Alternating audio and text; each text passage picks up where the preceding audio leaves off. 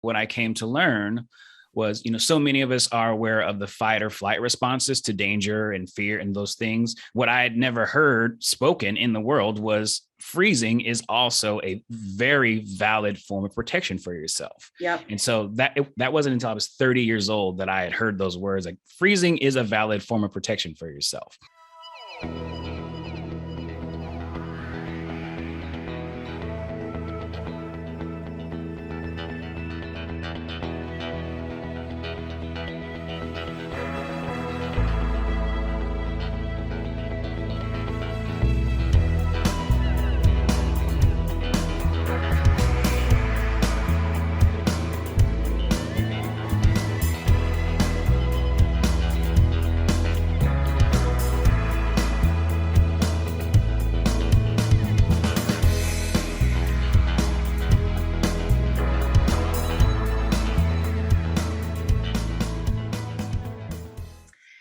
Hey, everybody. I am Dr. Kristen Donnelly, one of the good doctors of Abbey Research.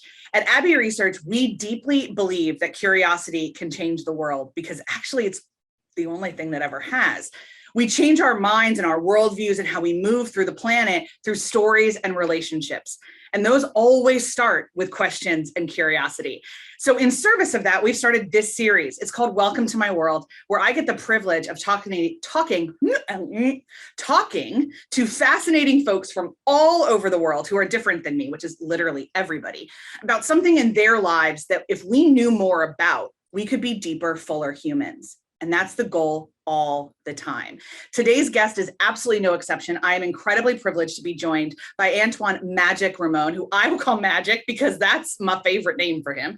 He is an actor, a TEDx speaker, and author. Guys, I've heard a little bit about the book that's coming. So excited. And a soldier of love. We'll talk about that. He has more than 20 years of professional experience in musical theater and is currently a universal swing for the 5 companies of a tiny little production you may have heard of called Hamilton. We've only talked about it every video on this channel for 5 years. As a sexual violence survivor, he is on the advisory council for the Office of Victim Services, has given several keynote addresses, been a panel member for the Men's Sexual Assault Summit, and has spoken at the United States Merchant Marine Academy. I didn't know we still had a Merchant Marine Academy. That's news. As a hashtag soldier of love, he is a champion of light, love, and joy for others and hopes to empower them to live a whole life. I love that. One where mistakes can exist, where fear isn't debilitating, and where vulnerability is not a weakness. Oh my gosh, what a gift. Magic, thank you so much for joining me. Oh, thank you for the invitation. I am so happy to be here. I'm happy, I'm excited, I'm nervous because there's just I have so many emotions today. Well, that's part of being a full human. So let's go. Yes. There's absolutely no reason to be nervous. We're just going to have a chat. And there's so much wealth in your story. I can't wait to see where the conversation takes us. But the first question, and the one I've had since the very first time I heard you in a clubhouse room, is talk to me about Soldier of Love. Yes. Well, in the description that you gave me, or that you read, that I gave you to read for me, it says in that, being a soldier of love is living a whole life, not a perfect one, because perfection is a lie. It does not exist in human form. So I do not believe in perfection. I have come to learn and understand that I want to live a whole life. And I say, that is where fear is not debilitating, where mistakes can happen, and where vulnerability is not a weakness. And those were all things that the opposites were true for me. Fear was debilitating. I was afraid of making mistakes, and being vulnerable for me was the ultimate sign of weakness. Yeah. And do you think that was something that you internally carried, or was that an external message that you then internalized? It was a combination. And okay. When it comes to fear and vulnerability specifically, that is a direct stem from the sexual abuse I experienced at first 8 years old, and then again at the age of 14. And both of those, in those instances, I felt paralyzed by the fear of what was happening to me. Oh my gosh, and I thought that by me not responding or not fighting, that it meant I was weak, that I didn't do what I needed to do. But at 8 years old, exactly. Yeah. And even at 14, what can you do? And even at 45, often what can you do? Like that's, Yeah. Yeah. We all have different responses to a violent act upon our person. Absolutely. Yeah. Yeah. And years later in therapy, what I came to learn was, so many of us are aware of the fight or flight responses to danger and fear and those things. What I had never heard spoken in the world was freezing is also a very valid form of protection for yourself. Yep. And so that wasn't until I was 30 years old that I had heard those words, like freezing is a valid form of protection for yourself. Absolutely. So it just completely shifted how I saw myself at those ages, saying, oh, you did exactly what you needed to do to protect me, to protect us. Yeah. And so that just changed everything. So that changed my perception and outlook on fear and how I respond to it, as well as being vulnerable. Yeah. After being sexually abused, and especially as I started to understand myself as a growing and gay man, my thought was, okay, well, the experiences I've had with other boys or men was so fear induced, and they were seeking control over my body.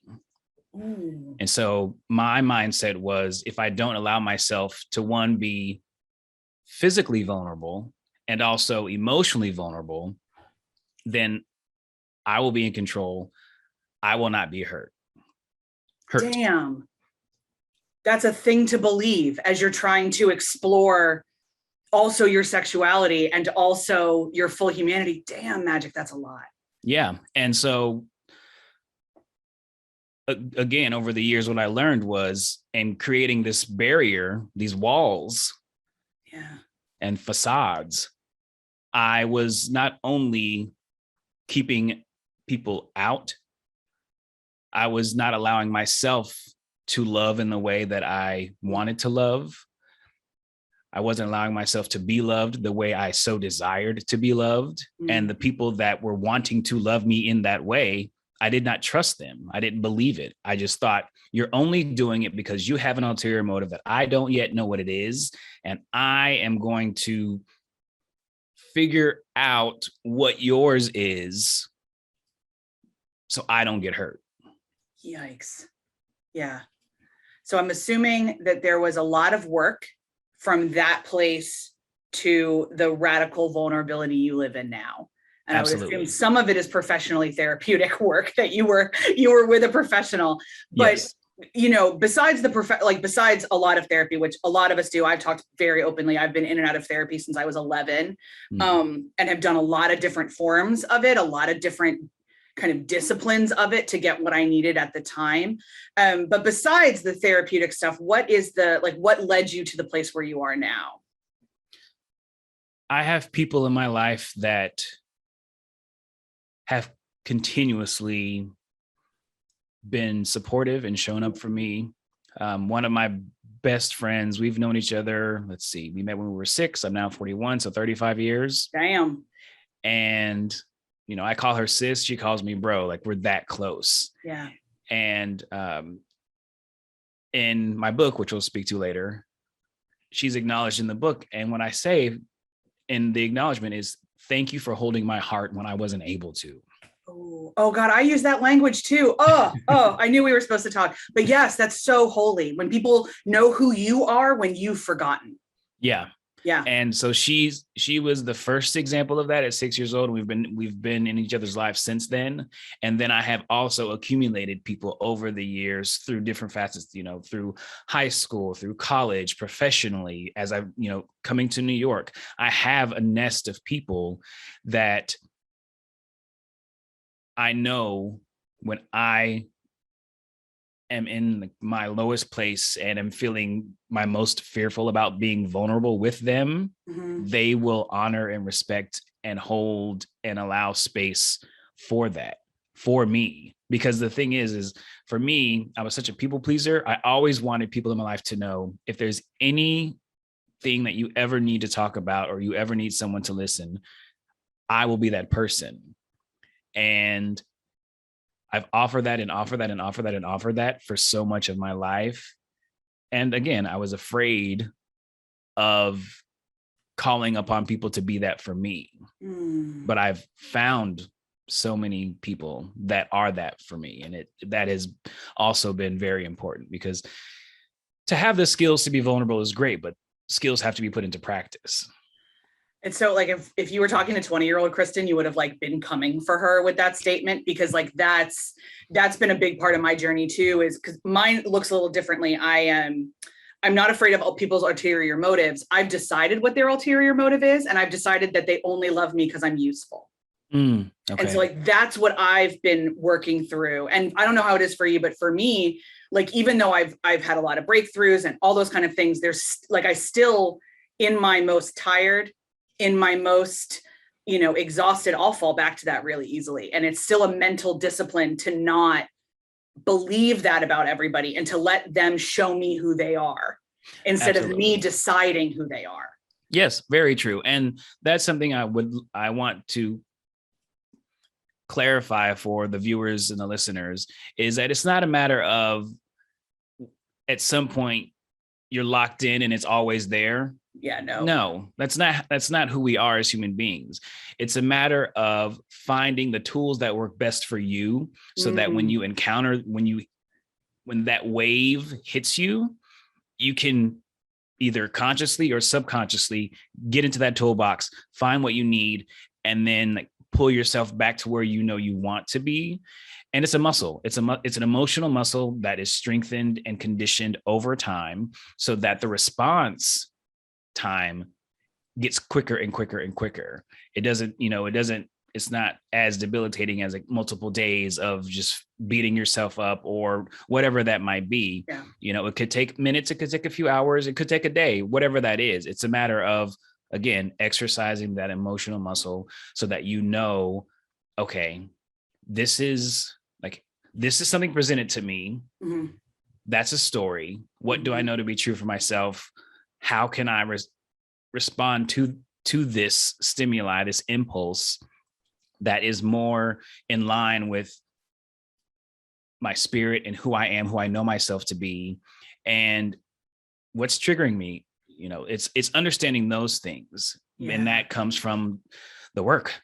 Oh my gosh. Yeah. And just thinking a lot about I love when people talk about it as an exercise and a muscle and all these kind of other things, because we've I think for most of the last, most of my lifetime anyway, mental health was something you just dealt with in private in a therapist's office, and that was kind of it. And now that we're talking about it in such a different way, I love every time I get to talk to somebody who's like, it's a discipline, it's an exercise. I'm like, yes, it is. Thank you. So I'm assuming that Soldier of Love is your movement that you have claimed. Okay. So that's kind of the embodiment of all of this. Yes. Okay. I love it. And then I'm sure that leads us very easily into the book. So tell me, friend, tell us about your book. So the name of my book is Becoming Magic, A Path of Personal Reconstruction. Ooh.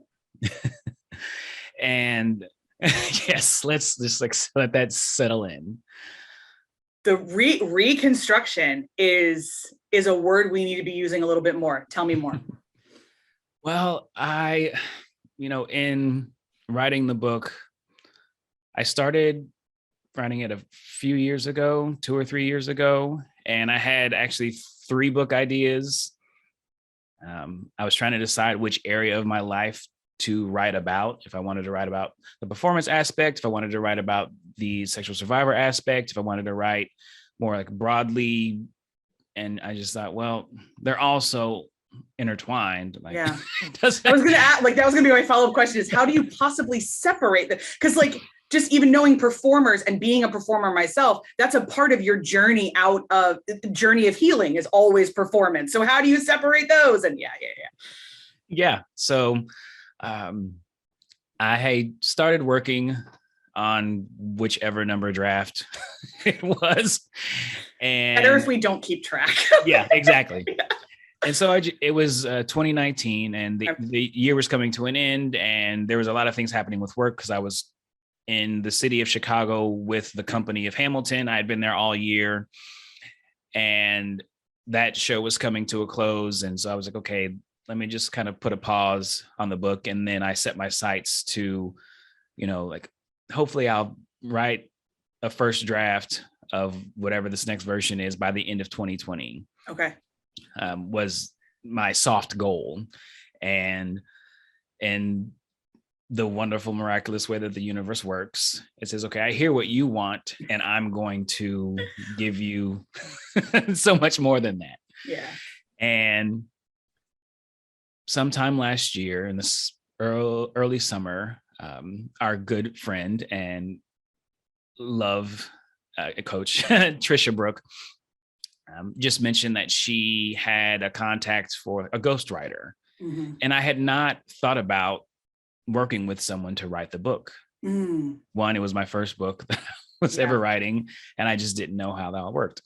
So I reached out to the individual, and we had a phone call, and within 30 minutes, she said she wanted to work with me. Within an hour, I was on board to work with her, and then we started working together. Amazing. And so when I was speaking with her about what I wanted the book to be, I said, I want my stories to be an inspiration, a support, maybe even kind of a light for people that aren't really sure what to do. So we've kind of coined the book an inspirational memoir. Oh, I like sorts. that. So, because like I was very hesitant to be like, I want to be like an inspirational book. Like, yes and no, because like I don't want to be sold in Hallmark stores, but I want to change people's lives. Yeah. Yes. And what works for me will not work for everyone else, but I want to encourage people to find what works for them. It's like, don't compare to what is happening for me, but please use this as an impulse for yourself. Yeah. And, as we were putting the book together and the chapters together, the subtitle actually came from a quote from someone that was interviewed for the book. And they just said, I've just noticed he's been taking a personal path of reconstruction. And my ghostwriter pulled that out, and I was like, that is it. Yeah. That is it. So yeah, it goes through so much of what we've already talked about. Some of my sexual abuse and the later effects that had on my life, and then parts of my upbringing that affected who I was, and the relationships within my family and how those have been strained, the ways in which I've been a self-saboteur. Yeah. I think that's one of the like marks of like developmentally appropriate adulthood, is that we can take responsibility for the ways in which we've destroyed ourselves. Yes, absolutely. Yeah. And so it shares what that was. And then like, okay, this is where I am today. And it's also not definitive. It's still a process. Like this is, the book is a snapshot. It's from childhood to 2021. It's like, but it's not like, okay, everything's great. It's like, this is where I am today. I know it can change. And so we'll see where it goes. I think that's so powerful. The best memoirs that I've ever encountered are the ones that are just like, here's my junk. Take from it what you can. Mm-hmm. And then I'll see you for the next one, in which I'll give you more of my junk once I've figured it out. And because the best memoirs are written from scar tissue and not festering wounds. And say that again, please. I want you to repeat that one more time. The best memoirs are written from scar tissue and not festering wounds. And I think that's a paraphrase of something that people talk about a lot with public speaking. Like the best TED Talks are from scar tissue and not wounds. Yeah. And you have to know, I talk a lot about trauma. And the TEDx I'm writing right now is actually about trauma. And I'll be, for the very first time in public, sharing a piece of my trauma. And the process of doing that and saying like, okay, well, this happened like 15 years ago. And I am just at a place where I can talk about it fairly objectively. Yes. And like to y'all, it's going to sound innocuous and nothing. To me, it was a festering wound until probably 4 years ago. Right. Like, and I didn't even know every time somebody hit it that I hadn't dealt with it yet. And we're all on that kind of journey. Because mine was a destruction of my entire sense of calling. And that took a hot minute to reconstruct. Wow. That was just like, oh, I thought I was supposed to be this. I am now not. Who the hell am I? Yes. And it's been a much longer journey. So this isn't the first time I've heard you talk about the book, just for listeners' sake, and not the first time, obviously, I've heard from Magic, but I'm really excited to read this journey from you, and really excited to get into my hot little hands, because I think for this juncture in time, in the way human history is, and as we're in this phase of the pandemic that I am not entirely sure will ever end, I think it will just keep morphing. Yes. Especially in trauma language, it'll just keep morphing. People showing up radically vulnerable. And yet, I want to say this really briefly, because we haven't entered this in the conversation. There's a difference between radical vulnerability and oversharing. And yes, being radically vulnerable doesn't mean that everybody has earned everything. No, and I'm sure that's been a part of writing too, is like, okay, well, this is something only my partner really gets to own, or this is something that only belongs to my family, but here's the piece of it that I can share that will show everybody my emotions behind it. Yes, because as much as I offer in the book, there's still so much that is for me. Yeah. And like you said, not like that is something that has to be earned by people. And again, it's also there's a responsibility for the sharer, that just because I have processed what I need to process for what that truth and that trauma is for me, does not mean each person that I share it with has the bandwidth and capability to receive that. Yeah. If in time, I feel or they have shared with me like, no, I really want to be here for you, then I will tell them more. Yeah. But even with that, there are things that I have not shared with people, not because I have any shame about it, but there's certain details that just don't need to be spoken to other people.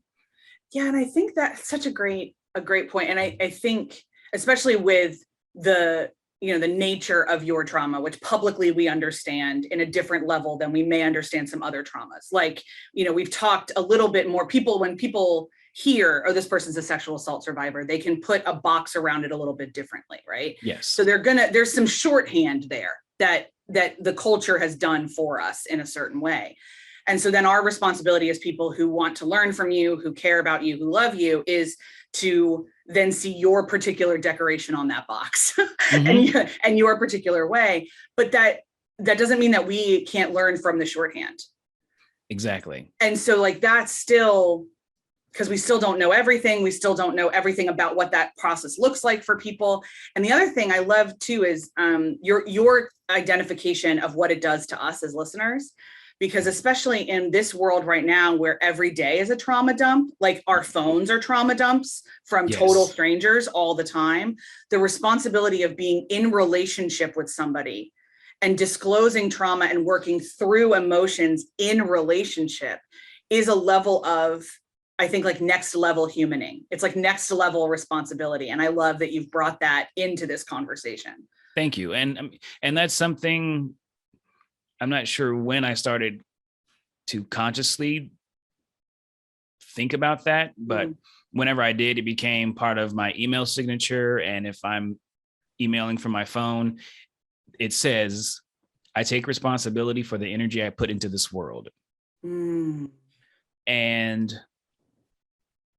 I understand that, especially given the last year and a half, like as we as people are trying to connect with each other, it takes various forms. Yeah. And so, as you were saying earlier, like our devices, our phones, our computers can be like trauma dumps. Yeah. And something that I started asking myself is, okay, what am I putting out into the world? And a question I would like for our viewers to ask themselves is, like, in your desire to connect, are you seeking company for misery, or are you seeking light, seeking to offer light, seeking to find light? And sometimes misery does need company, and it needs as much space and attention as love does. But if we're constantly living in a space of misery and of fear, it's A lot. it's a lot. Yeah. And, that also speaks to kind of how I came to using the hashtag Soldier of Love, which for me started back in 2016. And it was after the election, and I just was noticing on Facebook and Instagram, and even in conversations I was physically in, like just people expressing their fears, which were valid, but it just kept ramping up. And after just a few days for myself, I was emotionally and mentally exhausted. And I thought, I can't live this way for the next few years. And so I made a post on Instagram and I said, I know that I cannot keep anyone from feeling fear, but what I know I can do is offer you love. So I'm going to be a soldier of love, meaning anything that I posted on Instagram, Facebook, or Twitter would be, I'd be conscious in that post.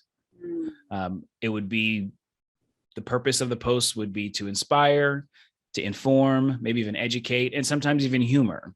But I wanted it to be, at the very least, thought-provoking in a way that offered a perspective that maybe someone else didn't see, versus look at this horrible thing, or I can't, whatever that might be, because there was already so much of that in existence. And so I wanted to do something to put a different type of energy into the world. I love that. I think, yeah, like I remember back to 2016, and between 2016 and, for me personally, like the middle of 2020, everything just kept getting heavier. And I didn't really understand the difference between processing and wallowing. And kind of what is really what you're talking about is that sometimes you've got to process through the garbage. And, for a lot of us, our phones are delivering garbage every single day, not because we're following the wrong people, but because we are attuned to what's happening in the world. And we are trying to hold space for a lot of things around the world. And there's a lot of garbage. Yes. But there's a difference between holding that and processing through it and saying, okay, but there's still this, here's all the beauty in humanity. Here's how we operationalize this to make this not positive necessarily, but productive in some way, a forward momentum. Rather, let's sit here and just complain. And there's, even within venting conversations, I think we all know the difference in those, where like you just have to get something off your chest, and then you and your entire friend circle move on to like a pair of shoes you really want to buy. Like you can, you know the difference in your soul, but we don't acknowledge it enough, that difference between parking somewhere and processing through it. I agree. Yeah. Okay, well, my brain is spinning from so much wisdom. I love it so much. Can you tell us, before I let anyone go, like this is going to air in November, at this point, can people get your book? As in, like, as of today? Yeah, no, like if they're listening to this in November of 2021, is it already out? Oh, yes. It will be available on Amazon. Yes, it will be available for sure. Great. Well, then don't worry, guys. The links will be totally below, and you'll be able to get Magic's incredible journey of reconstruction, which I can already tell is maybe the first of many of these inspirational memoirs. There's some other pieces I'm sure to tell as the world changes and continues to evolve. So in closing comments, besides the book, is there anything you'd like to leave the audience with? So much. So yeah, I'll say it here because you can't hear it enough. You'll read it in the book when you read the book. But for the audience, I want you to know that you are loved and you are loved. There are people who will go an entire day and not hear those words said to them, or they will not say them to themselves. And that is something that I actually say to myself. It's how I bless each meal that I eat. I start with, I am love. I am loved, because there were so many years that I did not believe it for myself. And people can show you that in so many ways, and it's different when you hear it. Yep. Oh, I'm going to sit with that for a little while. For sure. Well, Magic, thank you so much for joining me. Just unbelievable privilege. Thank you so, so much. And I wish you grace and light, not only as you are among the many going into rehearsals now to bring live theater back to us, which thank you so much for that. As somebody for whom this is a big part of my balance seeking in life, is to be in a room where people are creating art. So thank you for that. I'm so appreciative of that. Thank you. And also this book, the delivery, as a writer, like it's labor to get this thing out there. Yes. So I'm excited to, in between when you and I are talking and when folks get to hear this, to celebrate the birth of your book and kind of this into the world and to do all of that. It's been an honor. Thank you so much, Dr. Kristen. Friends, if you liked this conversation, please do the YouTube-y things. Hit the thumbs up, comment below, do all the YouTube-y things so that YouTube knows that you love this conversation. The algorithm is, well, we all live and die by algorithms. Let's just throw that out there. So help the algorithm out. If you liked the tone of this conversation and the depth and kind of all these things, I get to have a lot like them. I'm silly lucky. So subscribe, hit the bell, don't miss a thing. I talk about these kind of topics not only with my incredible guests on Welcome to My World, but on the rest of the channel with my phenomenal business partner, Dr. Aaron Hinson, where we have conversations about radical vulnerability and like the Falcon and Winter Soldier. So like have fun with us and dig deep into what it means to be human and how we can learn best from everyone around us in doing that. So this has been Welcome to My World with Magic Antuan Magic Raimone. In my mind, Magic is your first name and your given name. I understand it's not, but it's like I respect birth certificates, I promise. But incredible guest. I'm Dr. Kristen Donnelly, and I will see you guys next time on Welcome to My World.